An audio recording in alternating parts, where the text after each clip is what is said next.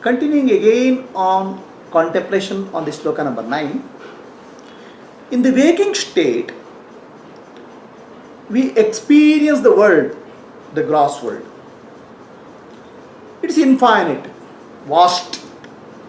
There are living beings, non-living beings, mountains, valleys, trees, plants, animals. There are so, you can see the vast world, vast infinite universe.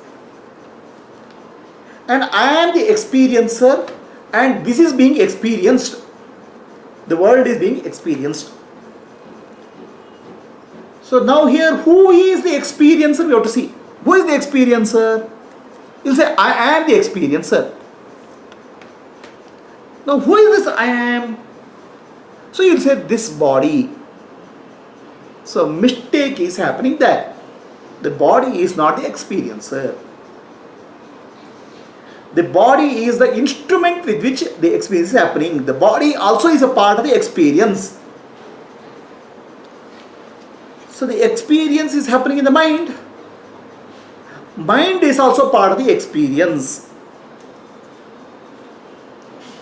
Okay. So now this I am the body, the concept has come because the mind is associating with the body.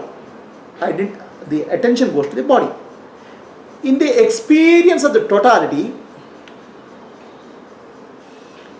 you cannot separate out the experiencer from the experienced. The entire thing is one experience. Where do you draw a line between the experiencer and experienced? I am seeing the sun. Oh, is the sun there? No.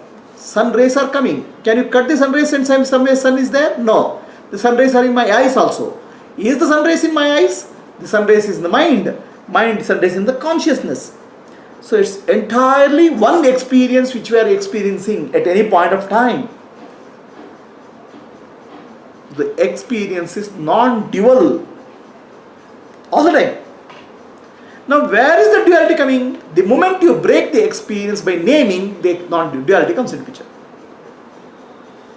You say, oh, there's a beautiful experience. I am the experiencer. So you are defining the I am.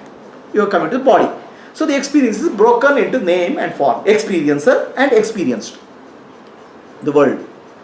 So otherwise, it's always one experience. Totality is one experience.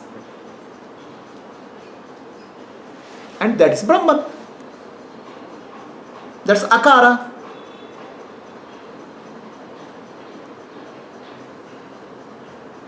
Without understanding this, people keep on doing sadhana. For what? The entire thing is one big experience, one total experience, where there is no experiencer or experienced. But of course, there is experiencing. There is experiencing happening. Okay? It's a continuous verb. Experiencing is a verb, not a noun. But mind cannot handle the verb. Continuously what's happening, mind cannot handle. That's the limitation of mind. Mind cuts that experiencing into experiencer, experienced and experience. 3 parts. Experience gets stored in the memory. One part of that gets stored in memory.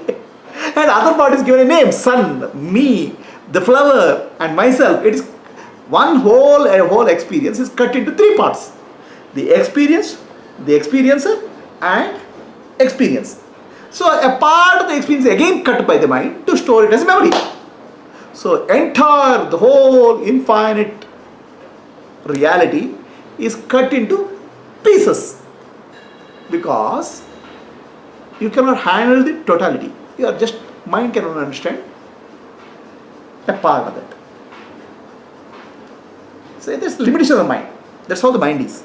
So we should not say mind is wrong or you should not blame the mind, right? It's like a frog. A frog is in the well. A bird comes and starts singing near the well. The frog asks, what are you singing about? The bird says, I am singing about ocean.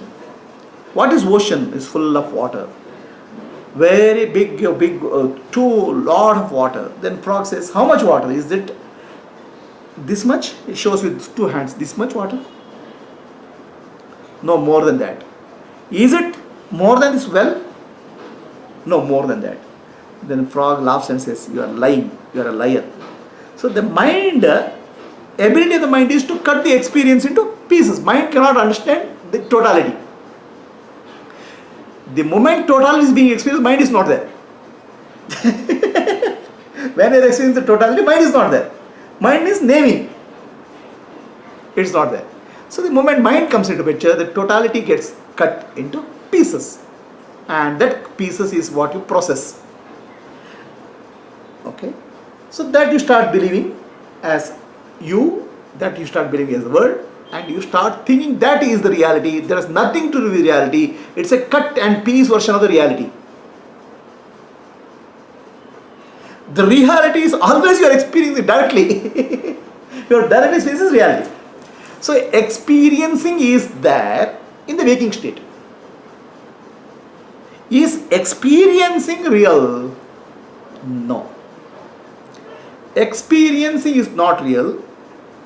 The knowing is real. The Atma is real, because I know that experiencing is happening. So the knowing is real. Is knowing real? Knowing is also not real. Knowing is happening only in the waking state. Knowing appears and disappears. So in reality, not knowing is my state. And not knowing is bliss. Not knowing is consciousness and bliss. That's my real state. In that knowing appears, and in the knowing the experiencing happens, and the experience gets cut into experiencer and experienced. And the experience and the experience cut, what is cut you put in memory, and then you start living it as a reality. Oh, you start saying, oh, such a beautiful place. You say, oh, my dear friend, none of them are real. All are some cut and piece version of the reality. You start living as the images as reality. That's what it's called Maya. Are we clear?